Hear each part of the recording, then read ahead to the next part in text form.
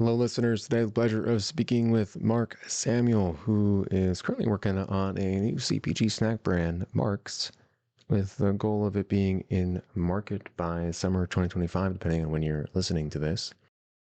He's also working on growth initiatives for City Capital. It's a VC firm, and is the host of a CPG founder-focused podcast called Let's Eat.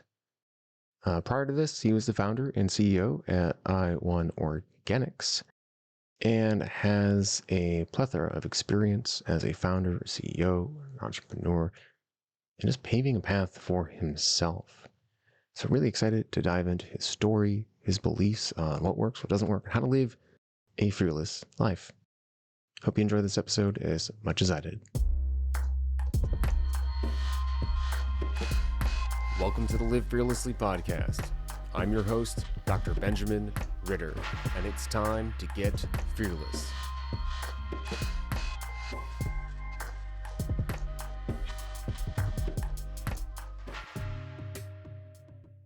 Can you share a fun win from today? Um, just like every day, man. Woke up. That's a win. I'm happy that we got that win today then. Everybody should, dude. It's Yeah, very simple. Life can be very simple. You're up. You got up. You got one more opportunity to do something and during the day. Win. it's a powerful mentality to remember.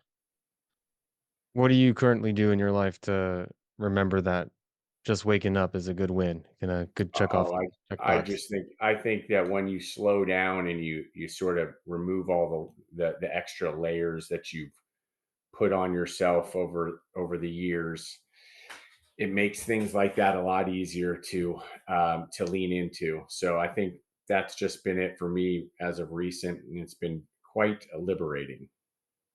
Okay, I appreciate your openness to jumping on the episode to the Sure. podcast and your openness to LinkedIn. You have a pretty strong brand there. Do you mean out of curiosity, what motivates you to be present on social platforms? I don't know. I just started specifically on LinkedIn as a platform. I just started writing on there. It's almost like a journal for me. So it's been now 7 years, I think, that I've been writing content on there. So now it's just feels like a normal part of the day. Um, Not necessarily a task, just something that I do each day, almost like going to the gym. And I enjoy it. I enjoy the community that's been built there, the engagement that's on there, topics that we can, sort of have open conversations about, and hopefully turning somebody on in throughout all of that onto health and wellness is really my main goal. And I think that it's been done, through the years. So we'll continue to do it. So you mentioned it now, kind of waking up, being a win, and then also that just kind of a habit like going to the gym, posting on LinkedIn. What what have you found to be kind of the routine that works best for you, or those main pillars that you make sure that you check off each day or each week? Yeah, I mean, health and wellness is my most uh, important thing as far as disciplines and making sure that I stay on course, every single day. I'm a big believer that that health and wellness needs to be priority number one, way before anything else, and that would include my own kids and then work, which would come below that. And that's because if we are not healthy and we are not physically and mentally fit, we can't help other people and we can't be quote unquote successful in our careers. So I'm a big proponent of that, and I talk about it often. So gym and eating well is a core principle in my life. And so yeah, is where we sort of got off with, getting up is and getting blessed to enjoy another day is a huge win, and then starting my day off at the gym is where things get sort of started for me. When did all that start? This passion for health and wellness? Yeah, I'm lucky. I've been in a gym since I was about 19. So um, I would say 20 when I'm 45 now. So 25, 26 years I've been in a gym at minimum, 6 days a week. I'm very blessed to be able to say that. I'm very blessed to be able to have that be part of my lifestyle. Because we talk openly about the difference between discipline and motivation, and how really, everything in life that we want to do is specifically that is reflective of health and wellness, and the difficulty behind that has to do with being disciplined, not waiting for motivation, which of course is fleeting for everybody. So I'm blessed because it really is a part of my day, and there's nothing that's going to get in front of that or move me off of that priority. Mm-hmm. How does something go from I need to have motivation and it to the I'm just gonna do the thing? Like it is a non-movable. It's just as important as going and waking up and going to work. Yeah, I wish I could had the answer, right, and I think everybody does. And it's a tough subject because it kind of morphs into other things. It's funny that we're talking about this, but there's a thing going on about alcohol and addiction, and I'm addicted to food, and I'm addicted. And I talk openly about that. Like I had, I used to drink, and you wouldn't want to see me when I was drinking, but I haven't had a sip in 18 months. And I don't really talk about it like I'm sober. I just have made the choice to not have alcohol today, right? And then I say, and I'm most likely not going to have alcohol tomorrow, right? Because I don't like the way it makes me feel, and so I've now made an effort, right, which is what it is, and disciplined myself to say you are not going to have that. And then this, for me, it's the same thing with the gym and movement. I call it just body movement every day. And then of course moving into nutrition, choosing the right foods, the ones that we really should have over the ones that we shouldn't, and really making an effort to make sure that we're doing that every day. It's just discipline. And I don't want to call it what most do. And I have said before, and or use the language of that. It really, everything else around that, if we don't make those choices, is just an excuse. So unfortunately, as much as it gets minimized to something, it really is, everything else is just an excuse. And so then be like, well, what do you mean I'm addicted? Well, I don't, let's not get wild here, but I can tell you where that conversation is going to go. It's a choice. And it's always going to be a choice. Yeah, I try to think of it as it's just a commitment. I made a decision in my mind. I flicked the switch, and I know what I enjoy more, and I know what I want to feel like, and I know the outcomes I want in my life, and these are the decisions I have to make to get there. And I don't know how to explain it other than that. And it's just, I think sometimes try using the example of, well, you wake up and go to work, right? Why? Like you could not go to work. Well, it's a decision, it's a commitment. You have discipline. You want the outcome. And there's some aspect of this. So what made this though as an important value to you? Because just like you like the gym, like was there did you like for me personally, I woke up, my mom would wake me up every day at like 4:30 in the morning and take me running. And all of a sudden now I'm a runner. My dad used to play pro soccer, so he started training me in soccer. And so since I was young, I got these like values of health and wellness and fitness. And I think I was lucky to that regard because now they're like integrated in my life just like as a daily habit. But what was it for you? Yeah, I mean, so you would be the lucky one, right? And that's why, again, I'm super empathetic to the wide variety of circumstances that people have or are part of in their life, or how they grew up, and what situation they're in, and why they can or can't, or how much harder something is for one over the other. And so, like my kids, it's the same thing. They know that this is what I do. My garage is filled with gym equipment, right? They play sports, and they say their friends are like, your dad is, oh, he's ripped, like it's that's part of it, right? So we're lucky, they're lucky, because there's a stable there. There are people who are not, or have not seen or been part of that in their life. And again, that's where I'm even more empathetic. They never got those foundational pieces. So it's so much harder. especially if you're already unhealthy or lived an unhealthy lifestyle. You might be overweight, or in this case, the majority of folks here domestically are obese, actually obese. And so to make the change and for it to become a discipline is even harder. So you have to start day one, literally just day one. I go to gym.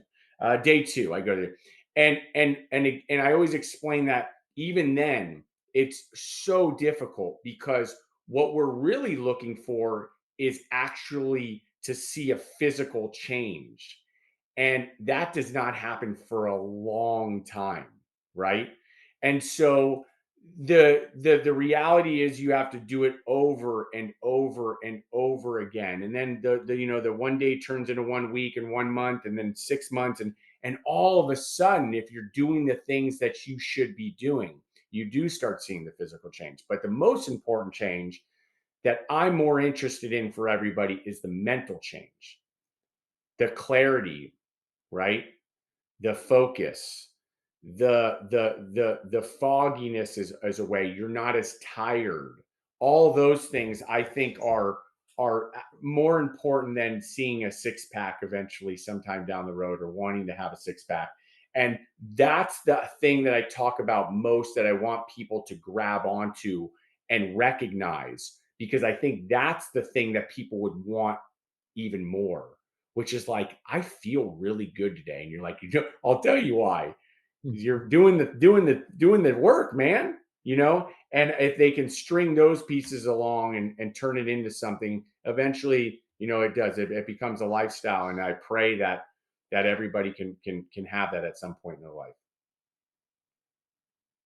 So do I. And I look into your background and I see founder, co-founder, just like the entrepreneurial soul and spirit. How do, I guess, how does this mindset, or what is your mindset that's led you to be successful as an entrepreneur and as a leader? Yeah, I mean, success is subjective, right? I mean, I've had so many failures.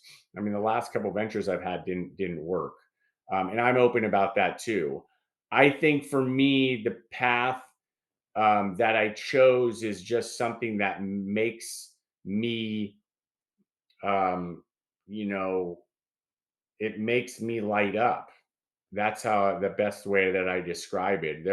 There's nothing more interesting to me than some form of concept to commerce, or developing something from concept and bringing it into the world, no matter what it is, right? And so I've just been lucky enough that I've tried to tackle it. Most of these ideas that I've had, I've decided, or the timing was right, because I was coming off of another venture that either did or didn't work, and I had a new idea or concept or innovation, or that I wanted to explore, and all of a sudden the exploration turns into doing, and next thing you know, I'm looking up URLs, and I'm looking up corporate governance stuff, and all the other things that come with it. So it's just me. It's part of me. Most recently, I tried to do something different, which I'm still doing now. I'm part of this great venture firm, but like it's not it's not um, it's not what I'm meant to do. Is how I look at it. And so I'm tinkering with something now. Maybe by the time this airs, I'll have released some new news on something that I'm working on, and so we'll see what happens. Well, you said the timing just seemed to be right, and even if something, because success is subjective, yeah, it's maybe something didn't work out in the way that maybe you preferred, but you still had the opportunity to create and to grow and to be a part of something that you owned or that you were responsible for.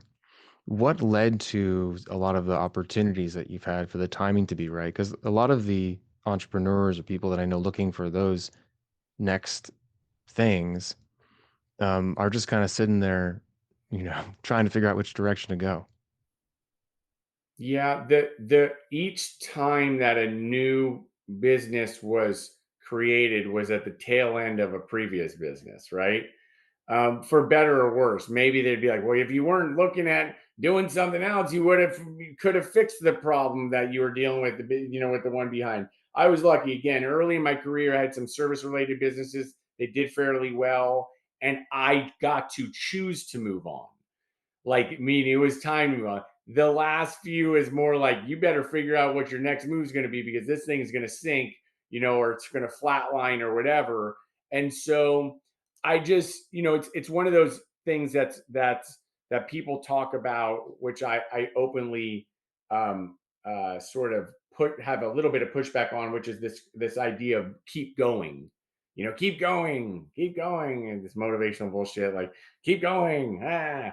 That I think people are lost in what that really means. At least to me, keep going. If you didn't, your business, if you didn't just keep going, your success is right around the corner. It's like, no, dude, this business sucks.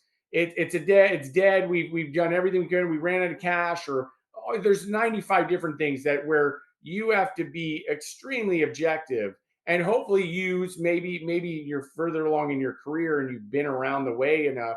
You got to use experience to know when is a business supposed to be set on, sort of to the side, or push away so that you can move on, and so you can keep going.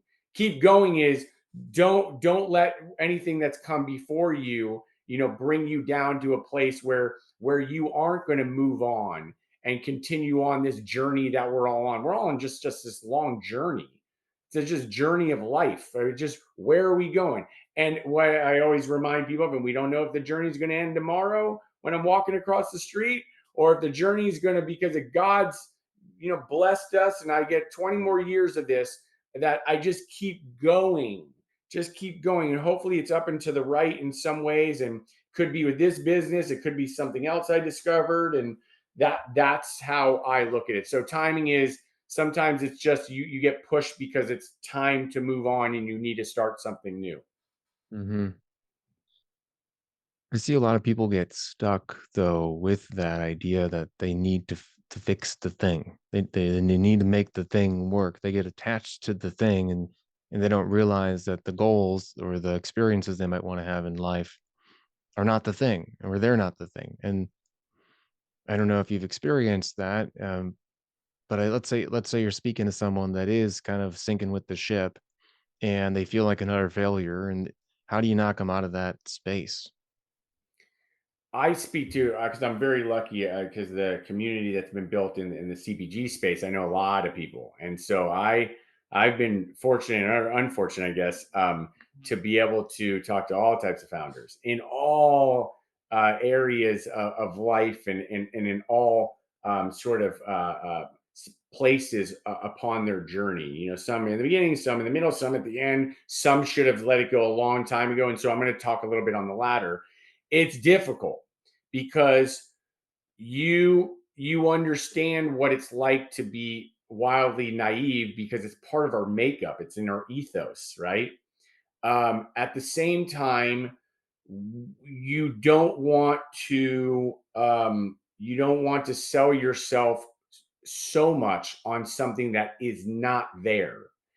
You don't want to lose more time, possibly more money, on something that will never work. And I think it's almost responsible to at least help people see that. Not necessarily saying you got to, this is over. You got to, but the most here. This is a great. This is a great example. Some of the most important conversations I've had with people that I would consider to be, I guess, like, men. I don't know. People use these terms, mentors, or I don't know what they are. They're just experienced people that I think are great and are smart and have been around the block a few times. They've been tough conversations. I've had, right? I've had, Mark, you got to cut this thing. Like, just for, like, just, this is years. You got to cut this thing. This thing's fucking, you got to, like, it didn't bother me. It didn't bother me. And in hindsight, I probably should have cut a couple of these things much earlier. I didn't, though. And I'm okay with that. But at the same time, one thing that I definitely leaned into in this last venture was I started to be okay with being done, meaning like it was time to move on and keep going, but keep going on to something else because I didn't necessarily believe that ship was going to right itself, that there was a way to right itself, and that it was going to bring me to where I want to be in my career, right?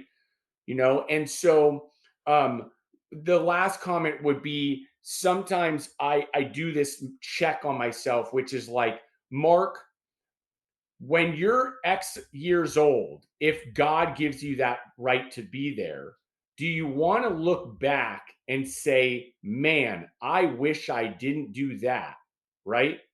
And so we call it, some people call it regret, and they form it in all these different words, but like that's sort of where I do little checks every so often, just to make sure I'm in balance, I guess. And again, it's never like clean or anything, but again, it's a nice little check that you can have. I like that a lot. And to anyone listening too, when time passes and you look back, things tend to make a lot more sense and you get a lot more clarity. But when you're in the muck of it, our brains tend to try to fight us from rationality.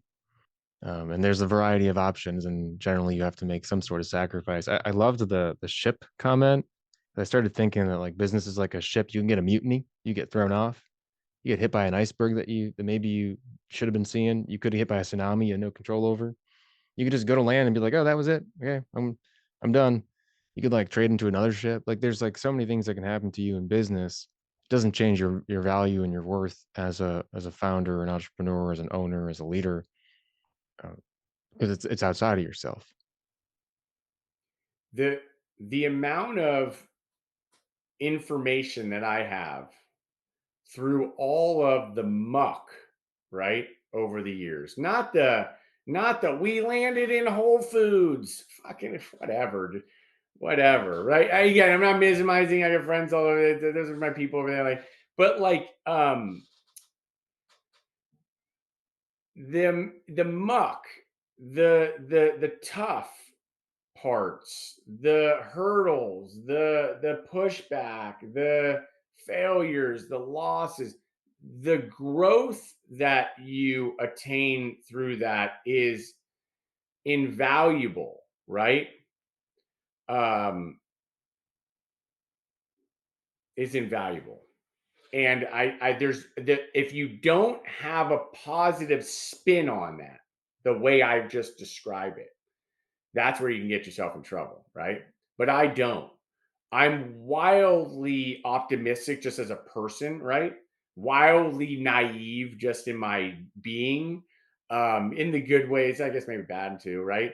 But I definitely have a good outlook on the way that I see all of those things that I described.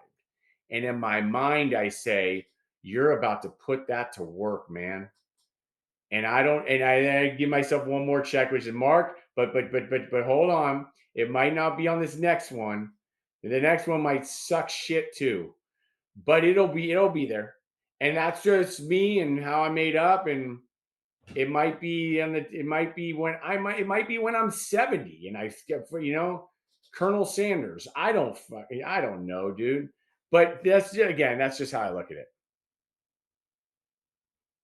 So then I'm just trying to think like how does someone create these traits to say like the muck is just part of like we're walking in muck right now. That's just how it is. We're just or this thing doesn't have to work. I want it to, but we're gonna try. And so it's like that decision. I've seen so many people stuck in indecision in terms of what to choose because you could choose anything, but you're choosing something right now. Maybe it's going to be released when this comes out. What is your criteria for the ventures that you invest in? Invest in meaning like Sorry, yeah. physically, So no, but no, your time, your energy, like, hey, this is a good thing. We should work on it. it's I don't really have one, because again, this thing that I'm going to do, it's in the space again. It's in consumer goods. It's in food, and which I told myself don't ever, ever, ever, ever, ever, ever, ever, ever, ever, ever, ever do again. So that's just, there you go. It's there's part of the answer, right? Which is, I don't really have one, although at least now I'm a bit more patient. Mm, Um, like I did a this for fun. I saw cold plunges trending. I was part of it, and so I quickly like this is I was doing it before people do talk about it now. Like I was doing it in my garbage can, with ice. Like this is 5 years ago, and I was like, this is going to be like a thing. And so I was like, I quickly because I can do this. I have experience. I'm on Alibaba. I'm like, okay, who can make me a cheap little tub? I I I created a website. This is all within like 60 days. And I was selling, 1,000 tubs. It was like quick though. It was like so I'm just giving an example. So there's not really criteria.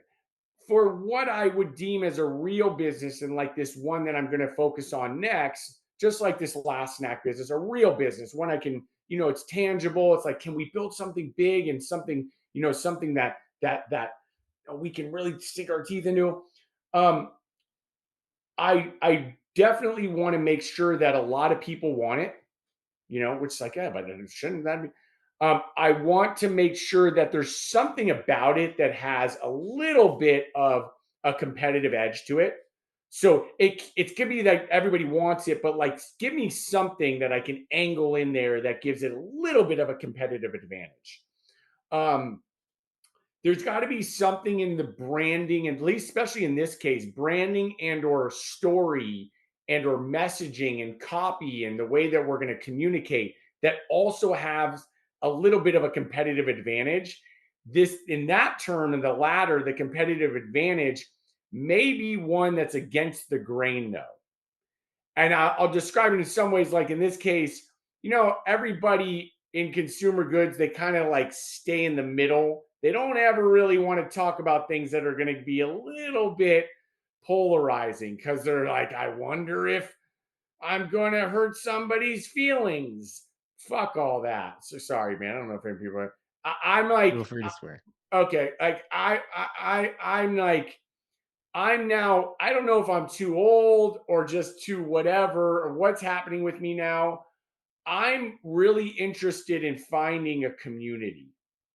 And I feel like the only way to do that is to start talking like in the way that you want to talk.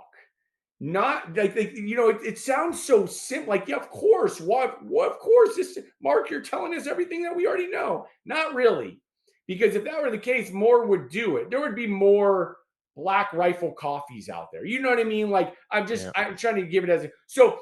There's another element. I'm especially in this new venture. Like, I want to go for it. So I think there's that, and then the big key pieces that you realize is about margin and all this stuff. People always like brush it over. Yeah, of course you need big margin. Well, nobody has any. So what do we, go look at? I can go uncover all that P&Ls right now. Like things that you really can tangibly like hold on to say this is the core of the business. I'm going to not only start like this, it will be a key piece to why we are going to be able to be at least financially successful. It doesn't mean we're going to be a $50 million, but like through the first year, 2 years, like we don't have to go and continue to raise a bunch of money because we got our ducks in a row when it comes to the metrics of the business. So there you go. Hmm. Well, I know you said you never go back in, but I'm happy that you are because I'd love a little bit of realness in the CPG world. And I'm looking forward to seeing what you create. And if we could bottle and sell as a chip or as a sports drink, your level of resilience and commitment, I would get behind that in a heartbeat. The values that you hold dear seem to come through in everything that you say. If you had a little bit of advice for maybe the wannabe entrepreneur or the entrepreneur that's struggling right now in the muck, is there anything that you'd like to share? Yeah, that's a good one. And hey, don't get too excited. I might say something crazy, and then you'll be like, "Now, see, I can't get behind what Mark is saying." But I do appreciate that. I appreciate the sentiment because that's what I do want to. I want to bottle it up into something, right? And it might be, a snack or and again, it could be very small, but at least it'll somebody will see it and go, "All right." I can get behind what this guy is talking about. And it just so happens I already buy a product like that, and his is as good or even better. And so I'll support him on his journey. So that's just a comment there. As far as these folks that are in the muck, like I always just say what I would to anybody, and I've been there. I would, and I've been there so many times. Like I know exactly what you're feeling. I know exactly what a morning looks like. I know exactly what, not being able to pay a bill looks like. I know exactly what owing a vendor looks like. Like I know it. And I know exactly what, hey, it's time to move on looks like. And I always go to faith because people are like, I just believe. Like it's all good for whatever reason, if you look at everything that you've done in your life, these younger cats have a little shorter span to look at. But if you've ever looked at what you've done in your life, it's not a coincidence that you land on your feet every single time. It isn't. It's the way you're made up. It's the way we're all made up. We are so resilient. Sometimes we don't afford ourselves enough of that, sort of like that cushion or that confidence that we should. And it's totally understandable. And I'm also very clear in my communication with this. Some have it a lot worse than others. Like I'm not into a lot of the other stuff too, the fluff around like that's why just keep going, or it's okay if your business fails because somebody's got kids at the house, maybe they're like you don't know them, you don't know their background, you don't know if they've got a parent that supports them, you don't know where they grew up, they got wealth in their family lineage, like every story is completely different. The guy who went to fucking Browns, like worried, like I put my last dollar, dude. Your fucking dad is a banker at Merrill. Like, I'm just saying, it. Don't, we every story is different, so you can't do that. I don't know why I'm tangenting there. I just felt like I needed to say it because it's not said enough. But going back to the core thesis here, for whatever reason, we always land on our feet. We do.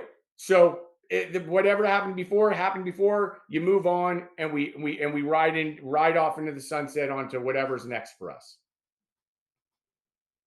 It's so weird when we're in the muck or feeling stressed or down on ourselves or in our luck. We compare ourselves to everyone doing better than us around us. And we forget that we have no idea what their story is. It's like if you're in a if you're in a burning building and you need to escape, are you worried about the people next door eating, good Italian food or something? No, like at the restaurant, you're not. You're trying to get out of the building. Like focus on yourself. You're gonna be okay. Just gotta get out. You just gotta get out of the building. You gotta find the exit door, and then you're gonna be okay. We always land on our feet. Well, well, Beautiful. well, well. One piece to that, I'm sure you can imagine, that's gotten it's sort of like lit the fire is social, right? Is Hmm. the media platforms and everything we're on. We're always looking at. That's why we're sitting here on our phones like fucking maniacs, dude.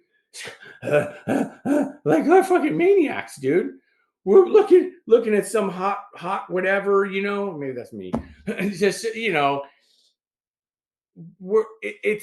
we're going backwards when it comes to that, and that's just because it's heightened because of social platforms. We're constantly looking at everybody else. We might even be in a good place.